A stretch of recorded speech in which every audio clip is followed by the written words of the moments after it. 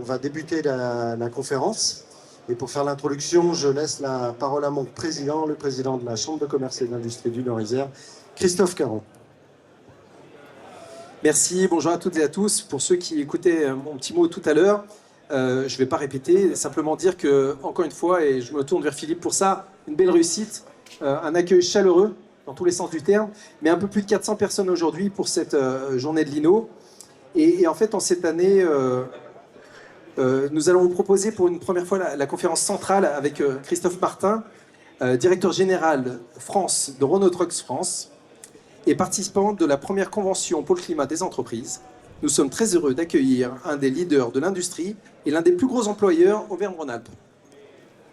Vous allez dans un instant aborder l'innovation au service de la décarbonation des usages, de la circularité, du modèle d'affaires. Bref, une vraie révolution de l'entreprise que vous dirigez.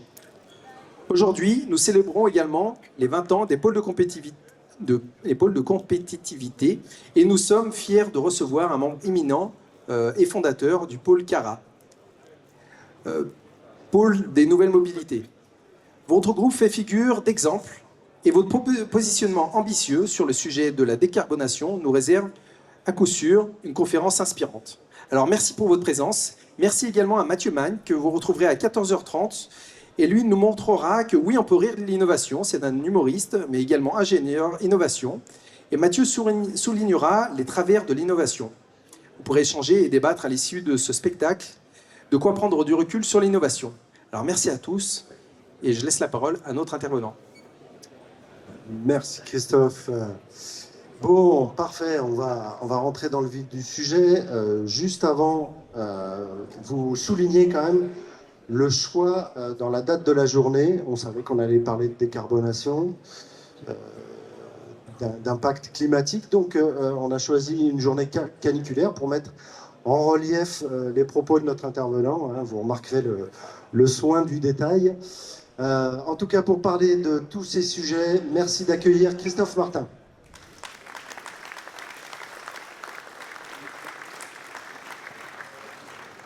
Donc c'est un réel plaisir de vous accueillir. On suit le groupe Renault Trucks depuis quelques temps maintenant avec un discours ambitieux sur ces sujets de décarbonation. On a eu envie de savoir ce qu'il y avait derrière tout ça.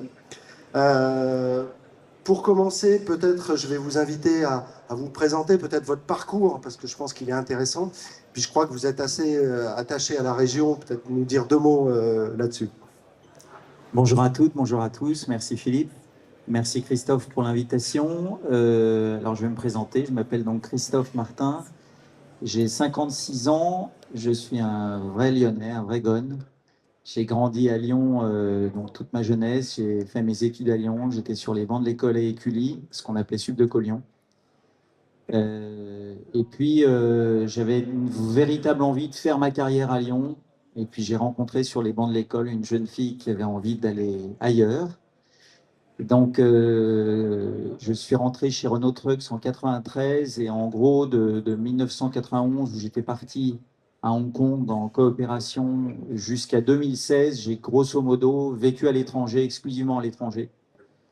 J'ai vécu donc à Hong Kong, à Istanbul, à Casablanca, à Singapour, à Pékin, à Bangkok, puis de nouveau à Singapour. Toujours pour le compte de Renault Trucks, ou pour le compte du groupe Volvo, puisque depuis 2001, Renault Trucks appartient au groupe Volvo. Donc 20 ans à me balader, une aventure professionnelle et personnelle impactante, aventure au gré desquelles j'ai eu 3 enfants, 2 enfants qui sont nés en Turquie et une petite fille qui est née au Maroc. Et en 2016, réorganisation du groupe, je suis revenu être en charge pendant 2 ans de Renault Trucks International. Et depuis 7 ans, je suis en charge de Renault Trucks France. Donc ça fait 32 ans que je suis chez Renault Trucks, 32 ans que je suis marié. Et donc voilà, en quelques mots. Et sinon, effectivement, un Gone, ravi d'avoir retrouvé mes racines en revenant depuis une dizaine d'années sur Lyon. Super. Deux mots peut-être sur l'activité du groupe Renault Trucks. Tout le monde connaît, on voit les camions, etc. Mais l'étendue du groupe est importante. Peut-être préciser quelques éléments là-dessus. Alors, Renault Trucks donc, appartient depuis 2001 au groupe Volvo. Le Pendant longtemps, le groupe Volvo était un groupe monomarque qui vendait des voitures, des camions, des bus, des machines. Et en 2001, après quelques errements avec l'État français, en 2001, il y a eu finalement une prise de participation de Renault Voiture, qui était propriétaire de Renault Trucks, au sein du groupe Volvo. Et pour rentrer au capital, 20% du capital du groupe Volvo, Renault Voiture, à l'époque, a donné Renault Trucks et Mack Trucks, l'entreprise américaine, le fameux Bulldog des camions, et un peu de numéraire. Donc, on est rentré au sein du groupe Volvo et ensuite Renault a revendu ses parts. Donc, aujourd'hui, Renault Trucks appartient 100% au groupe Volvo. Et pour vous donner quelques métriques, Volvo Group, c'est en gros 110 000 salariés, c'est 55 milliards de chiffre d'affaires. Et c'est simple pour Renault Trucks, vous divisez par 10. Renault Trucks, c'est un peu plus de 10 000 salariés et entre 5 et 6 milliards de chiffre d'affaires. C'est effectivement un acteur, Renault Trucks en tant que tel, l'origine, c'est Marius Berlier en 1894, donc 130 ans d'existence. On est très attaché à nos racines lyonnaises, mais un peu comme ce que j'ai eu la chance de vivre. On a nos racines, mais on a nos ailes, donc on fait ces 5 à 6 milliards de chiffre d'affaires, pas seulement en France. On est encore franco-dépendant, puisque 35% du chiffre d'affaires se fait en France. C'est ce dont j'ai la responsabilité. Mais on est aussi présent en Europe et à l'international, principalement en Afrique et au Moyen-Orient. Et sinon, en termes industriels, on a 2 usines de production de camions importantes qui sont en Normandie, à Blainville, et pas très loin d'ici, à Bourg-en-Bresse. J'ai vu d'ailleurs quelqu'un qui était à Bourg-en-Bresse hier, je ne le reconnais plus. Et on a une usine de moteurs et de ponts et essieux à Vénissieux-Saint-Priest. Donc on a un fort ancrage national, voire Auvergne-Rhône-Alpes, mais on a aussi des capacités de faire du business en dehors de l'Hexagone. Alors, on va rentrer dans le vif du sujet. Participant à la première convention des entreprises pour le climat, donc peut-être qu'il faudra repréciser en quoi consiste la CEC. Et puis, la question, c'est comment ça s'est passé, pourquoi vous avez, et comment vous avez fait cette démarche-là, et puis qu'est-ce qu'il en est ressorti à l'issue de ce parcours? Alors, comme je vous l'ai dit, j'ai été sur les bancs de l'école à Écully pendant 3 ans. Et j'ai rencontré à l'époque beaucoup d'amis. J'ai rencontré ma femme, mais beaucoup d'amis. Et il y a 5 ans, une de ses amies m'a appelé en me disant: écoute Christophe, il y a un truc super qui se monte, qui s'appelle la Convention des entreprises pour le climat. Ce serait vraiment génial que Renault Trucks se joigne à ce projet. Et j'avoue que moi, j'étais pas trop dans ce mood-là. J'ai, comme je vous l'ai dit, parcouru le monde un peu dans tous les sens. J'étais plutôt un adepte de la côte de bœuf et je faisais guère attention à tout ce qui pouvait avoir un impact sur l'environnement. Mais c'est un moment de ma carrière où je suis sollicité. J'ai un entretien ou deux avec le fondateur de la Convention des entreprises pour le climat, Éric Duverger, qui est un ancien de chez Michelin, avec 2-3 personnes. Et puis à ce moment-là, j'en parle à mes enfants qui me disent: papa, ce serait bien que tu sortes un peu de ta bulle et ta route tracée, ce serait bien que tu t'aères. Mon épouse me dit la même chose. Des collègues en qui j'ai confiance me disent vas-y, fonce. Et j'en parle à mon patron, Bruno Blin, le président, qui me dit: écoute, si tu as le temps, pourquoi pas. Et donc, je plonge dans cette aventure de la CEC avec un ami, Olivier Medger, qui est le patron de l'électromobilité chez Renault Trucks France. Et on part dans cette aventure qui est un programme, c'est la première fois que ça se lance, un programme qui convie 150 entreprises à réfléchir à leur modèle dans un monde aux limites planétaires maintenant connues. Et donc, comment réconcilier les enjeux environnementaux et les enjeux de l'entreprise en ayant une certitude, c'est qu'on ne peut pas tout attendre des pouvoirs publics et il faut que les entreprises se mettent en mouvement. Et donc, on se lance dans cette aventure avec Olivier sans trop savoir où on va. Je pense que c'est important parfois de plonger sans trop savoir où on va. Et là, c'est la claque. C'est un programme qui dure quasiment 18 mois en 6 sessions, avec une première session autour du constat. Et là, je dois dire, on voit des gens de grande qualité, des experts qui nous mettent en mouvement, pas seulement intellectuellement, mais aussi dans le partage d'émotions. Donc, le cœur est pris, les tripes sont prises et on a envie de se mettre en mouvement en disant la situation dans son urgence et dans sa magnitude est vraiment sérieuse. Donc c'est la première session qui est honnêtement très impactante pour moi. Et puis on a une deuxième session, on repart d'ailleurs de cette session de 2-3 jours avec Olivier meurtri, pour pas dire cogné. Et puis on a une deuxième session quelques mois plus tard sur les futurs désirables. Et on a des témoignages d'entreprises qui ont pivoté et qui ont réussi leur transformation. Très inspirant. Et donc on se dit, il y a peut-être une sortie à cette situation bien complexe. Une troisième session qui, moi, m'a vraiment marqué, qui a été celle de la nouvelle boussole. Compter ce qui compte vraiment. Et ça, pour moi, c'est vraiment peut-être la session qui m'a le plus marqué, c'est de dire, mais en tant que dirigeant, en tant que chef d'entreprise, c'est quoi ma responsabilité? Est-ce qu'elle est exclusivement une responsabilité d'un chiffre d'affaires, d'un résultat d'exploitation, une gestion de cash, ou est-ce que ça va au-delà? Est-ce que j'ai pas la chance, compte tenu de l'impact que je peux avoir, de revisiter les objectifs dans l'entreprise avec une nouvelle boussole? Une quatrième session sur la biodiversité, une cinquième sur comment embarquer l'équipage, et j'y reviendrai, c'est quelque chose d'essentiel, c'est comment ensuite, quand on se met en mouvement, comment on arrive à entraîner l'équipage, et puis une sixième consacrée à nos feuilles de route, puisque chacune des 150 entreprises avait comme mandat d'établir une feuille de route en ligne avec le programme de la CEC.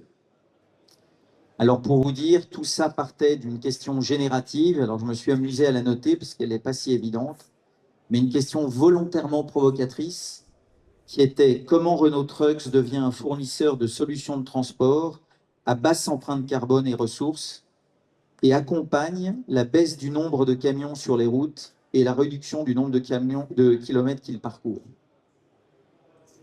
Donc, comment on se met en mouvement pour potentiellement accompagner la baisse du nombre de camions sur les routes et des kilomètres parcourus, ce qui est, vous l'entendez, pas complètement aligné avec ce que j'avais fait pendant 30 ans de ma vie.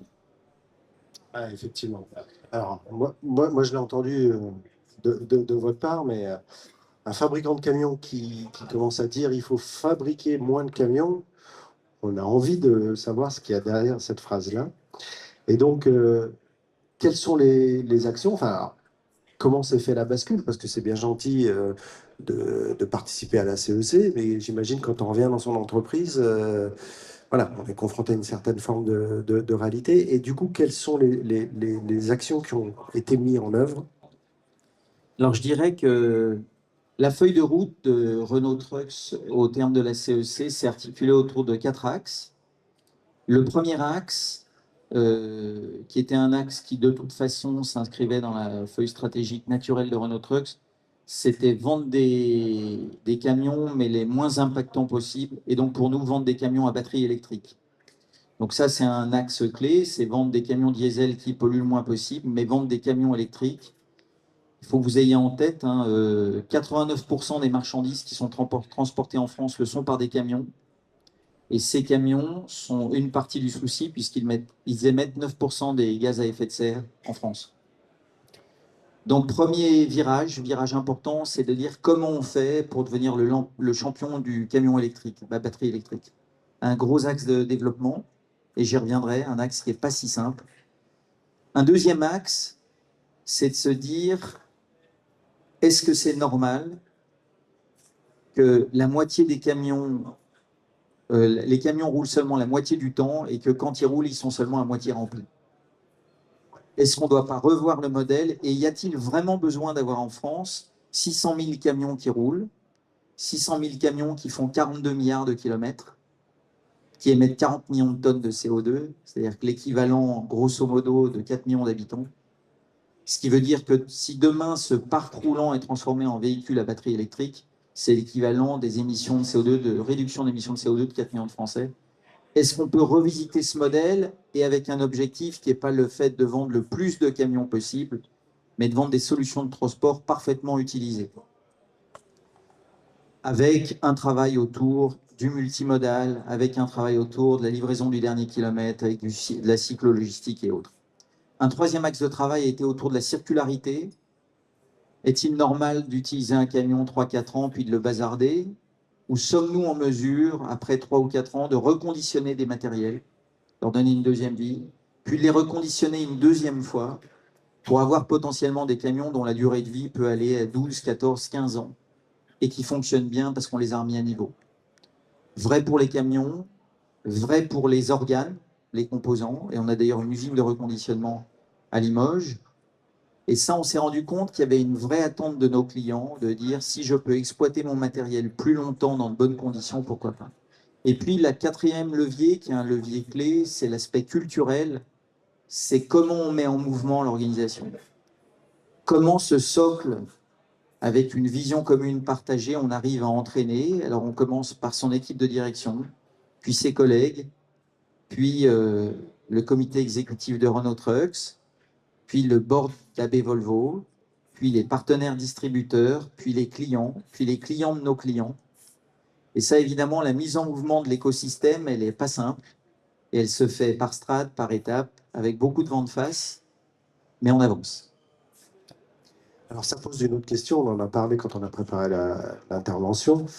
Comment on conjugue des notions de contraintes de performance court terme et puis l'avenir?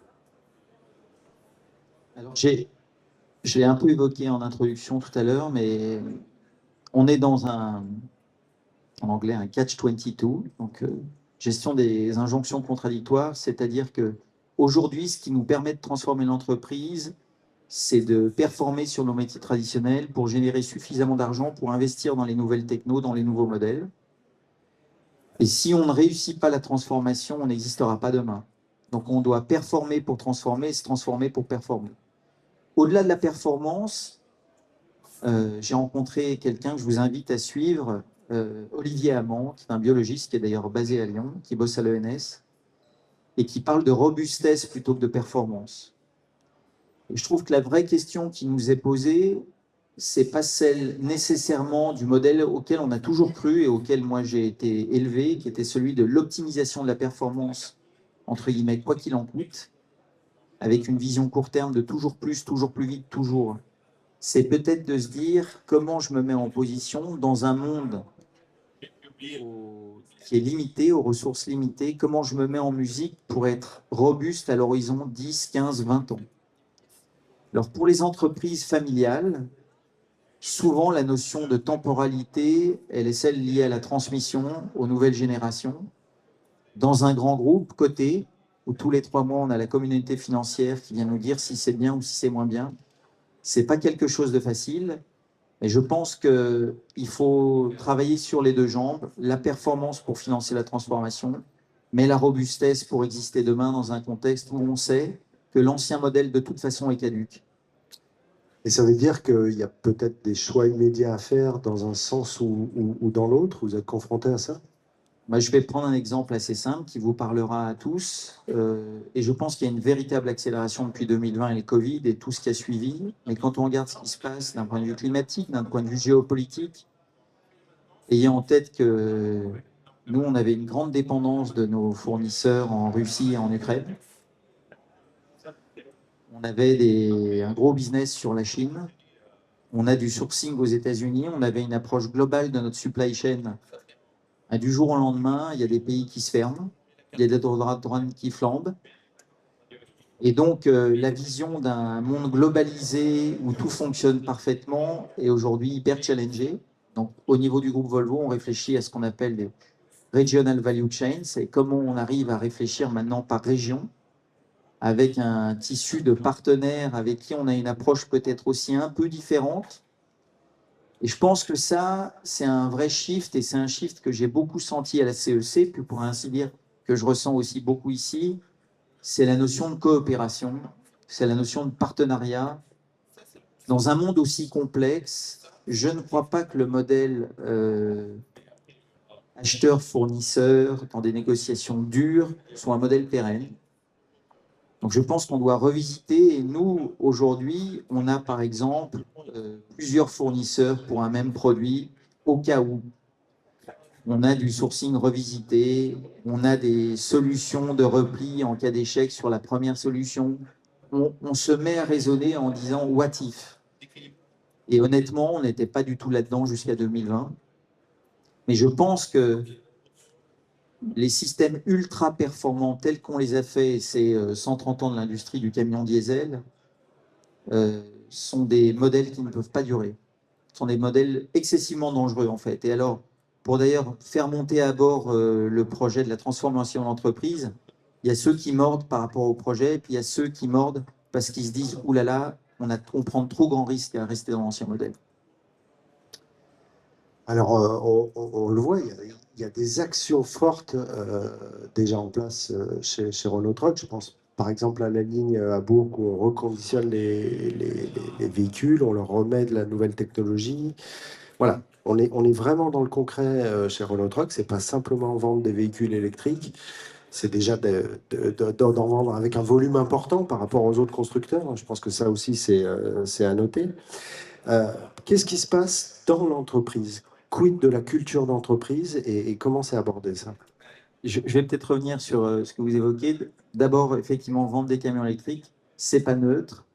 Pour vous donner une idée, en France, Renault Trucks a 32% de part de marché sur les camions qui se vendent en France. Ils se vendent en gros 45 000 camions par an et Renault Trucks en fait un peu plus de 13 000. Et sur les camions électriques, aujourd'hui, en 2025, il va se vendre vraisemblablement 800 camions électriques et Renault Trucks va en faire 600. Donc c'est encore tout petit, 800 camions électriques hein, sur 45 000. Mais Renault Trucks en fait 600 sur les 800. Et ça, j'ai envie de dire, c'est aussi une façon de donner le ton sur cette nouvelle techno, sur cette nouvelle façon d'appréhender nos clients, puisqu'on vend des solutions de camions électriques très différemment de ce qu'on faisait avec des camions diesel. On est leader et c'est essentiel. Sur la partie circularité, effectivement, on reconditionne des camions à Bourg-en-Bresse dans une usine, dans notre usine. On part de véhicules, alors je vais entrer les choses un peu techniques, mais tracteurs qu'on transforme en porteurs, on des tracteurs 4.2 qu'on transforme en tracteurs 6.4 pour l'export, enfin on fait beaucoup de choses. On reconditionne aussi, pas très loin d'ici, à Saint-Priest, des véhicules pour leur donner une deuxième ou une troisième vie. Donc on fait tout ça. Et évidemment, tout ça, ça se fait aussi parce qu'on partage un projet avec les salariés et qu'on s'est mis en mouvement d'un point de vue culturel. Et ça, pour moi, c'est essentiel, c'est-à-dire que l'innovation, elle n'est pas seulement technologique, elle n'est pas seulement au niveau des process, l'innovation, elle peut être culturelle. Et culturelle, c'est faire partager aux équipes qu'on peut développer un nouveau monde, un nouveau modèle, revisité, où on revisite aussi la valeur avec nos clients, avec nos partenaires de la distribution, avec les salariés, avec les clients de nos clients. Donc, on a passé beaucoup de temps avec les équipes, d'abord pour présenter le projet. Et je dois dire qu'il y a une adhésion des équipes assez fantastique. On a beaucoup parlé de la nouvelle boussole, si bien qu'aujourd'hui, dans toutes nos communications avec le staff, on parle de la performance opérationnelle, on parle de la performance économique, mais on parle aussi de la performance sociale et sociétale de l'entreprise et on parle aussi de la performance environnementale de l'entreprise. Au sein de la CEC, on avait chaque entreprise donc un binôme, un dirigeant ou une dirigeante et un Planet Champion. Nous avons mis en place chez Renault Trucks un réseau d'une centaine de Planet Champions qui portent le projet de toutes les causes environnementales. Alors ça va sur les mobilités, sur la nourriture, sur la gestion de notre informatique, sur tous ces sujets-là, comment on peut contribuer. Alors c'est sûr qu'il y a des choses qui semblent minimes, qui semblent des tout petits mouvements. Et je dirais que dans la transformation, on a besoin de tout le monde et l'idée, c'est juste qu'on aille tous dans la même direction. Donc ce travail d'acculturation, c'est des fresques du climat, c'est des conférences, c'est des interventions, c'est des échanges, c'est parfois des bons vents de face. Je mentirais en disant que ça se passe toujours simplement. On a aussi des gens qui envoient balader, qui n'y croient pas. C'est vrai chez nos partenaires de distribution, c'est vrai chez beaucoup de nos clients qui n'ont pas envie de se mettre en mouvement. Et donc on passe du temps. Mais je pense qu'il faut faire preuve d'abnégation, de courage et de résilience pour y arriver. Alors, une autre question, c'est de se dire, bah, très bien, Renault Trucks, ils ont fait la CEC, ils font des choses en matière de décarbonation. Au niveau du groupe Volvo, comment ça s'est passé? Quel est leur regard? Et est-ce qu'il y a eu de l'adhésion, de la difficulté pour intégrer ça dans le plan du groupe? Alors je dirais que le groupe Volvo, c'est un groupe suédois. La Suède, c'est un pays du nord de l'Europe, plutôt à une histoire d'une social-démocratie plutôt en avance. Elle est un peu challengée aujourd'hui, mais plutôt en avance, avec un souci sur la cause environnementale très marqué. Donc je dirais que à ce niveau-là, on a plutôt eu de la chance d'atterrir au sein du groupe Volvo, et on a le CEO du groupe, Martin Lundstedt, qui est vraiment, pour moi, un homme politique au sens noble du terme, c'est-à-dire qu'il a une vision et il souhaite qu'on y aille plein pot dans cette transformation. Alors évidemment, la complexité, c'est quoi? C'est qu'on est aussi coté, et donc tous les 3 mois, on présente nos résultats en Suède, et la communauté financière est exigeante. Alors heureusement, on commence à aller vers une approche avec la taxonomie, avec la CSRD, de valorisation des entreprises revisitées. Et moi, je crois beaucoup à la valeur extra-financière d'une entreprise. C'est-à-dire une entreprise, encore une fois, c'est pas seulement un compte d'exploitation, un bilan et du cash. C'est aussi un projet, une aventure humaine par rapport à des causes qui nous dépassent. Donc on a plutôt eu de la chance au niveau du board exécutif du groupe Volvo.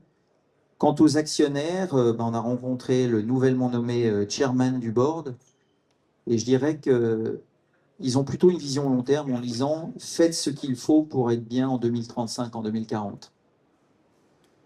Donc je pense qu'on a la confiance.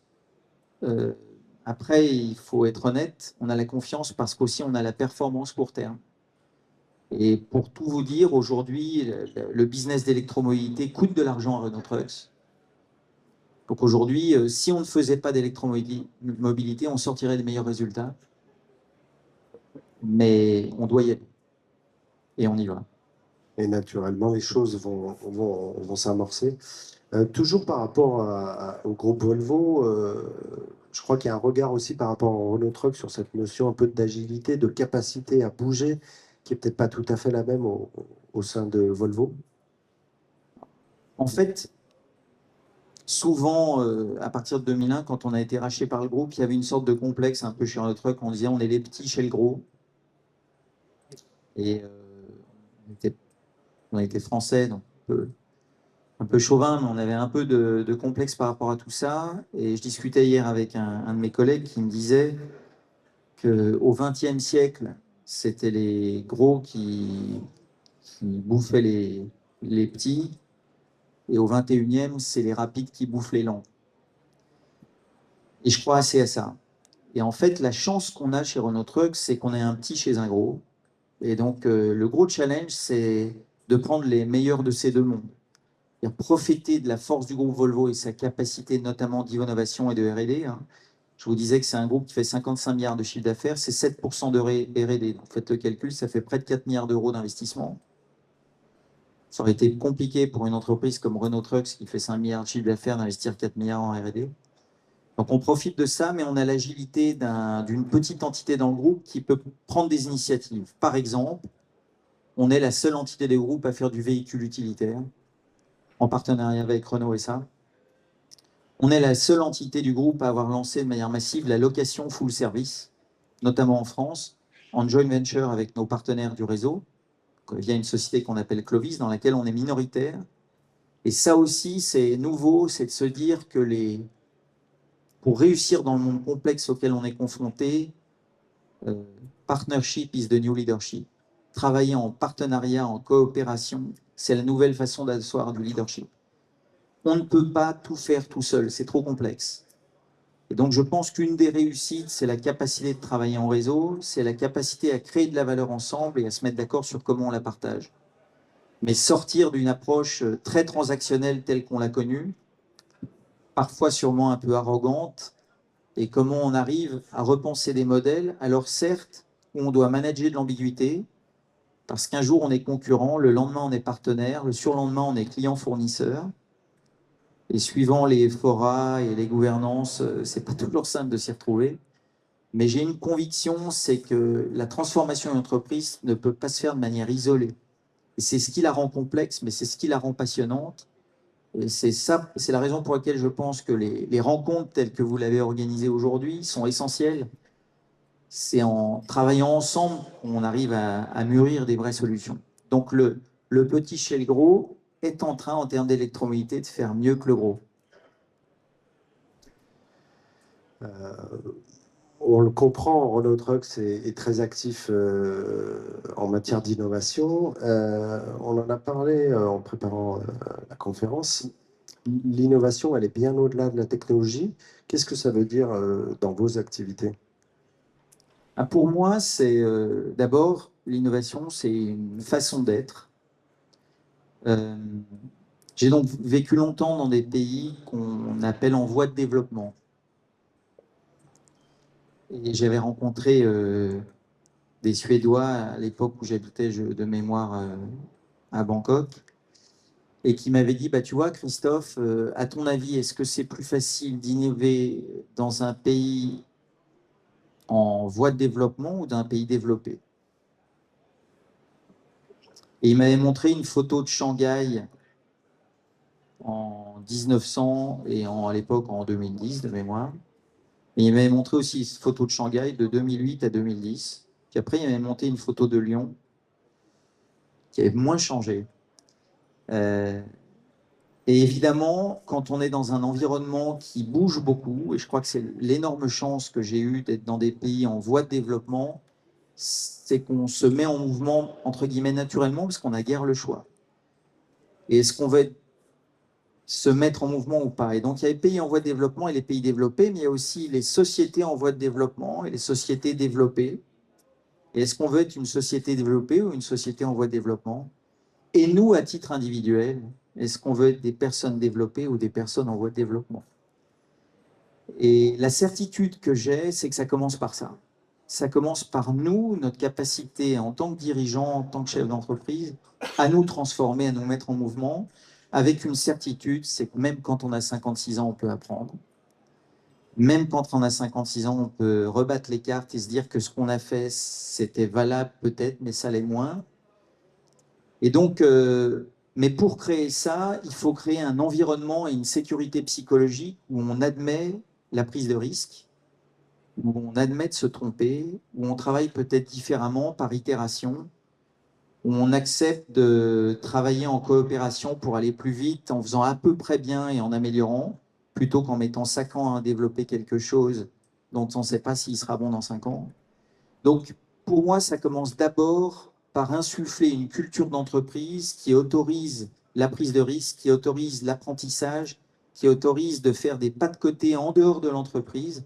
Je suis d'ailleurs ravi de voir qu'il y a un salarié de Renault Trucks qui, en même temps, est en train de monter une boîte en parallèle. Et je trouve que c'est ça qui est fabuleux. C'est-à-dire de créer un environnement où on incite à la création, au pas de côté, à la prise de risque. Donc je pense que c'est d'abord une approche culturelle. Et là, je pense que les dirigeants ont un rôle clé pour créer, encore une fois, cette sécurité psychologique et le fait de dire aux gens, vas-y, tente. Donc ça, pour moi, ça a été essentiel. Et puis ensuite, il ne faut pas être naïf, hein, notamment dans le monde automobile.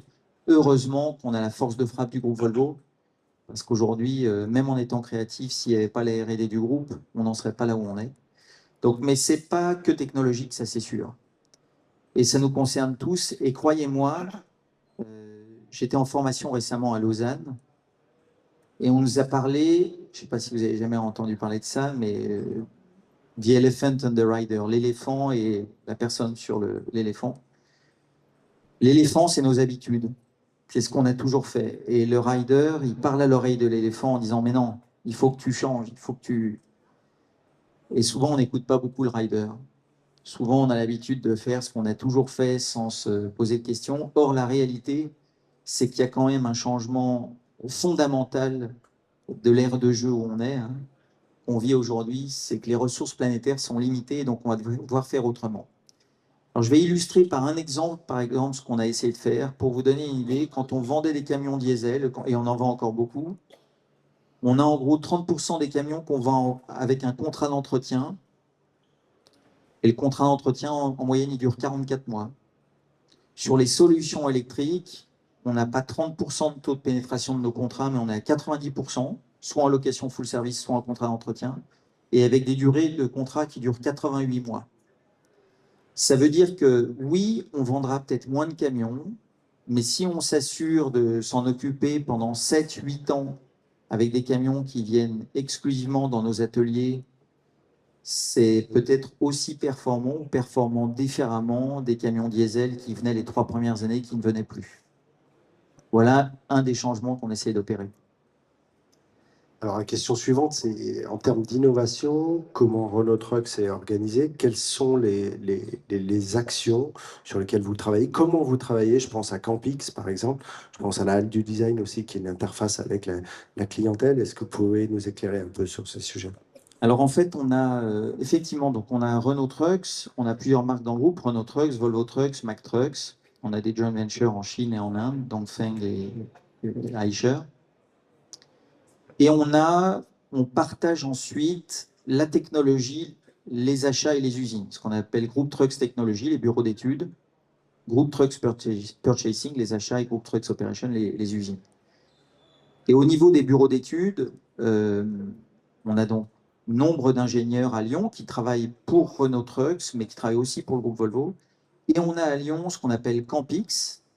Campix, c'est une cellule d'innovation et de partenariat avec des startups, donc qui se focalise sur les projets clés de Renault Trucks autour du transport soutenable, autour de la décarbonation, autour de la productivité de nos clients. Donc qui développent des solutions avec des startups locales ou moins locales d'ailleurs, pour essayer justement de trouver chez ces startups une énergie, une capacité d'innovation et qu'on n'a peut-être pas toujours dans les nouveaux modèles, et à la fois la méthodo et les moyens du groupe Volvo. Donc on a Campix, on a la Halle du Design où effectivement on présente toutes nos innovations et notamment nos innovations produits. Et honnêtement, pour donner confiance à des partenaires et à des clients, aller visiter cette halle du design avec ce que seront les camions en 2030, ça donne envie, ça donne confiance. Et on a des gens absolument fabuleux là-dedans. Alors moi, je ne suis pas du tout ingénieur et j'étais incapable de faire tout ce qu'ils font, mais ça donne beaucoup, beaucoup d'espoir. Donc, on a la force du groupe et le groupe qui prend conscience qu'il faut travailler avec des startups, avec des universités, avec des tiers pour aller plus vite. Alors, il y a un élément central dans l'innovation, c'est le marché, que très souvent on a tendance à négliger.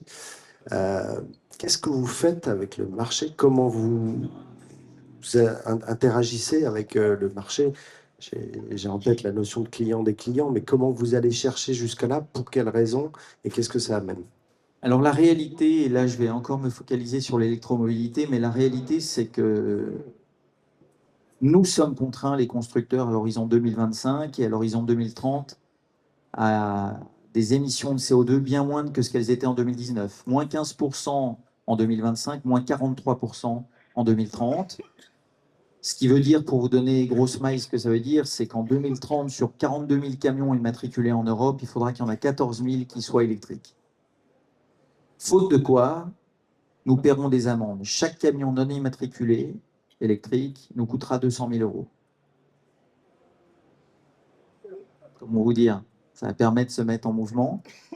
La difficulté, c'est quoi? C'est que les clients aujourd'hui ont du mal à basculer. Ils ont du mal à basculer pour plein de raisons. Une première raison, c'est ce qu'on appelle la parité opérationnelle. Est-ce que la solution électrique va pouvoir faire le même job avec la même versatilité que le véhicule diesel? Des soucis financiers, la parité économique. Est-ce que les banquiers vont suivre? Les boîtes de transport en moyenne sortent 1% de rentabilité. Est-ce qu'elles vont basculer? Oui, non. Nous, les constructeurs, on a fait le boulot, on fait le boulot, et c'est vrai de Renault Trucks, de Volvo Trucks, mais c'est vrai de Mercedes, de Scania, de MAN. L'industrie bascule. Mais les clients ont du mal à basculer. Les clients ont du mal à basculer pour les raisons que j'évoque. Et donc, comment on fait pour les aider à basculer? Alors, on est en train d'apprendre. Évidemment, ça demande de changer le modèle. Et ça demande aussi d'aller voir, comme vous l'évoquez, les clients de nos clients, c'est-à-dire les chargeurs. C'est-à-dire qu'on va voir Leroy Merlin, Decathlon, LVMH, et on va leur expliquer pourquoi il faut qu'ils décarbonent leur transport. Tant que le cadre réglementaire n'évolue pas, c'est compliqué.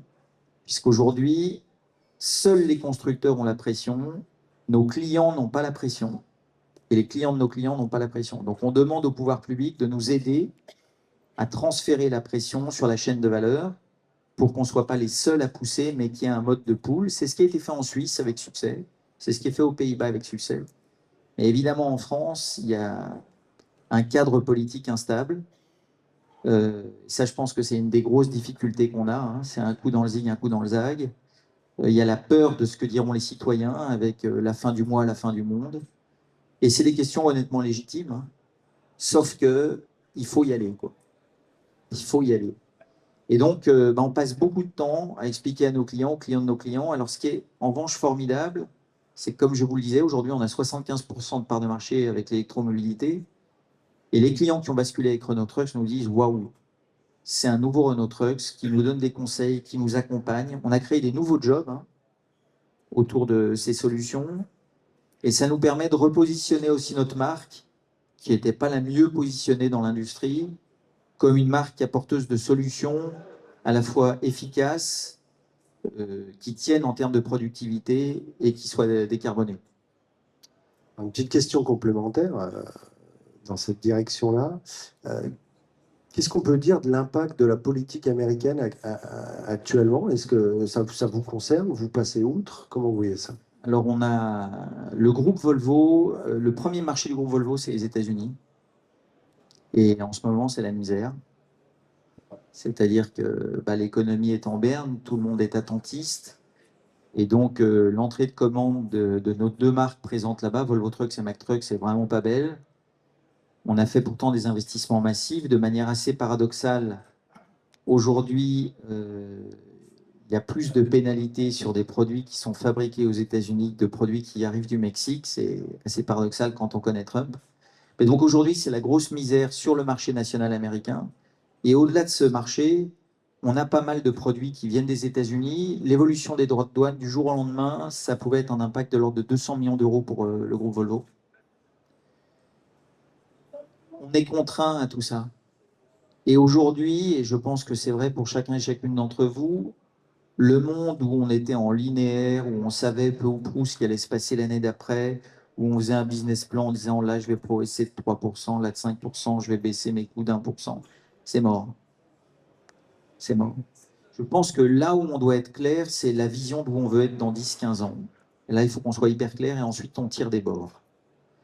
On tire des bords et on essaie d'avoir des modèles qui, pour moi, sont le plus agiles possible parce qu'on aura des crises à gérer. Des crises à répétition et je pense que la crise devient maintenant, fait partie de la vie des entreprises. Donc il faut vivre, alors c'est pas nécessairement super excitant, mais les crises, c'est aussi les façons, quand on fait preuve d'agilité, de prendre de l'avance. Et ça revient à ce que j'évoquais avant, notre capacité à innover dans l'adversité, à être rapide. Mais bon, on n'applaudit pas tous les jours ce qui se passe aux États-Unis. C'est un vrai souci pour le groupe. Mais ce qui s'est passé en Russie, ce qui se passe entre la Russie et l'Ukraine, ce qui se passe au Moyen-Orient, ce qui se passe entre l'Inde et le Pakistan, ce qui se passe entre la Chine et Taïwan, et j'en passe. Je vous propose qu'on revienne sur le sujet de l'innovation. Cette année, c'est les 20 ans des pôles de compétitivité. On en parle sur cette 21e édition de la Journée de l'innovation. Vous êtes un membre fondateur historique du pôle Cara sur les mobilités. Est-ce que vous pouvez nous en dire un peu plus sur qu'est-ce que vous faites avec un pôle de compétitivité? Qu'est-ce que ça vous apporte? Qu'est-ce que ça vous amène? Alors effectivement, puis je vois que Cara est bien représenté. Donc nous, Renault Trucks, on est membre de Cara depuis la fondation, une vingtaine d'années. Et le président d'ailleurs de Cara, Gilles Lecard, est un de nos patrons des bureaux d'études à Lyon. Par ailleurs, le président d'honneur, si je ne me trompe pas, est Bernard Moda, c'est ça? Donc c'est un ancien de chez Renault Trucks. Et donc, Cara accompagne les mutations des systèmes de transport en favorisant la coopération et l'innovation, avec un focus sur la décarbonation de la mobilité, transport des personnes comme de marchandises. Donc, pour moi, c'est un peu le même esprit. Si j'ai bien compris ce qu'était Cara et j'ai passé un peu de temps avec Gilles, c'est un travail avec des acteurs de la région, PME, ETI, TPE, avec des universités, sur des sujets qui nous concernent tous, avec ce focus de la décarbonation des mobilités. En 2024, il y a eu 120 projets qui ont été accompagnés par Cara. Je crois que c'est plus de 1000 projets, ou bien plus de 1000 projets depuis.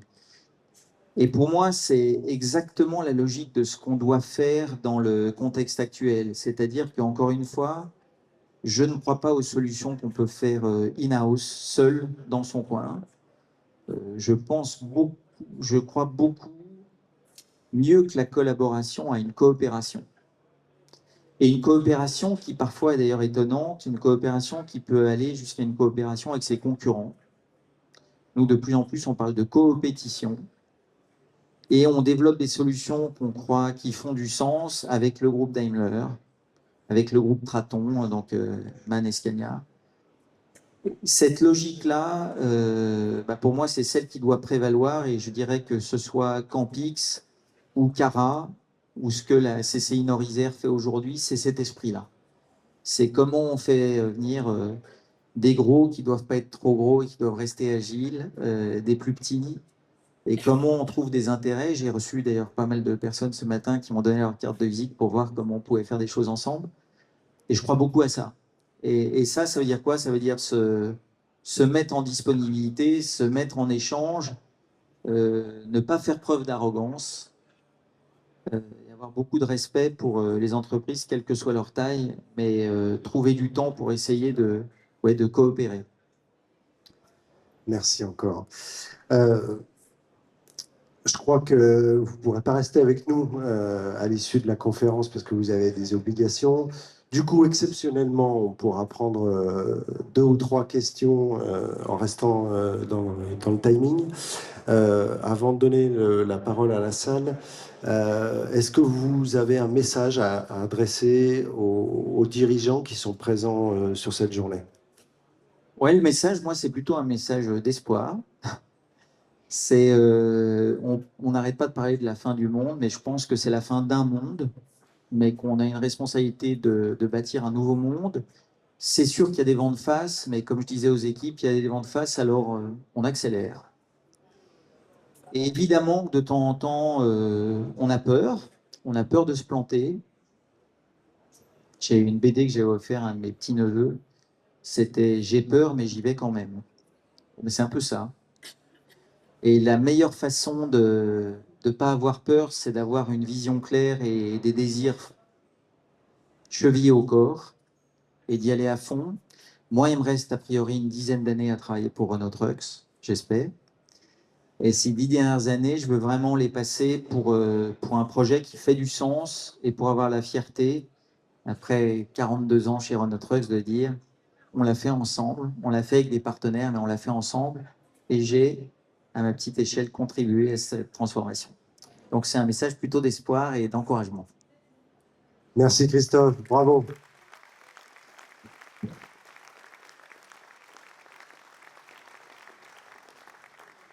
Alors, exceptionnellement, on peut prendre 1 ou 2 questions. Il nous reste 2 minutes. Alors, il n'y a pas de micro, il faut parler très fort.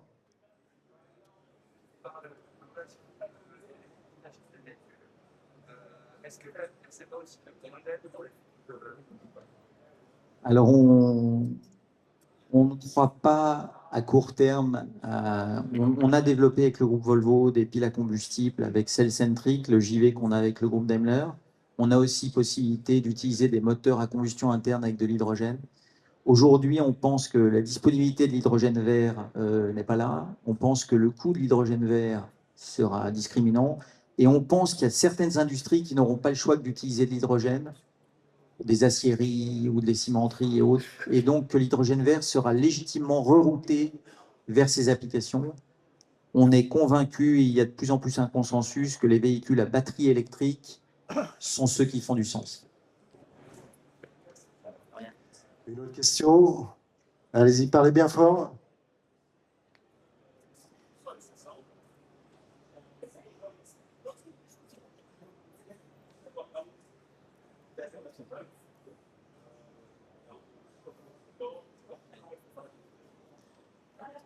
Alors, merci pour la question qui me touche. La question, c'est qu'est-ce que j'ai ramené de l'international de mon parcours de globetrotter?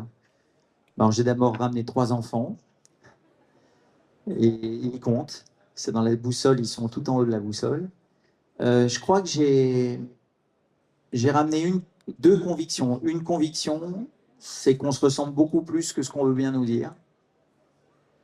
C'est que, en fait, à peu près tous les humains sur cette terre aspirent à peu près aux mêmes choses.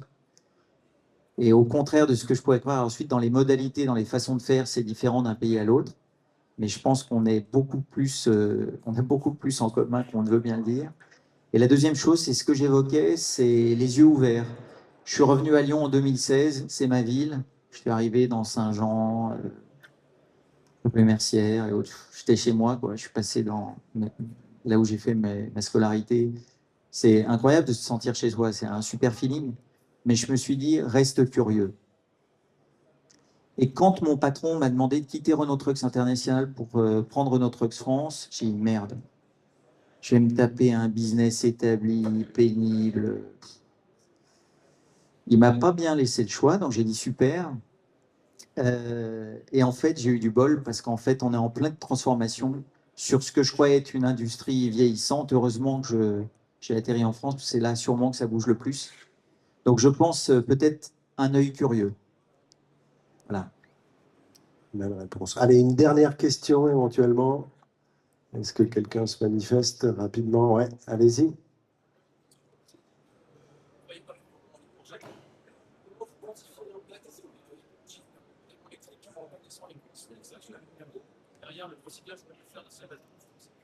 Alors, on a des experts qui bossent Juste là-dessus. la partie recyclage de l'électricité, qu'est-ce qu'il y a derrière? Comment on regarde end-to-end, en fait, l'impact, en fait. Donc, on a des gens qui analysent sur le cycle de vie. On pense qu'aujourd'hui, et évidemment que le groupe Volvo est hyper vigilant du sourcing en termes environnemental, social. C'est pas parfait. Le véhicule à batterie électrique n'est pas parfait. Et c'est souvent le problème, en fait, des solutions qu'on a. On ne peut pas être dogmatique dans ces approches-là parce que sinon, on ne fait rien. Mais on sait que c'est ce qui est le moins impactant en termes écologiques et ce qui est le plus impactant en termes d'émissions de CO2, là il n'y a pas de doute, et en termes de qualité de l'air. Donc c'est le choix qu'on a opéré, c'est le meilleur compromis qu'on ait trouvé. Après, on veut s'assurer de le faire le plus proprement possible et ensuite il faut qu'on arrive à bâtir cette filière à la fois soutenable et souveraine, mais ça va prendre 10-15 ans parce qu'on est à la bourre. Et je suis content que vous n'ayez pas posé la question sur les Chinois là-dedans, parce que c'est une vraie source d'inquiétude pour nous de comment on va gérer cette concurrence qui a vraiment un temps d'avance sur ces technologies. Je vous remercie pour votre attention.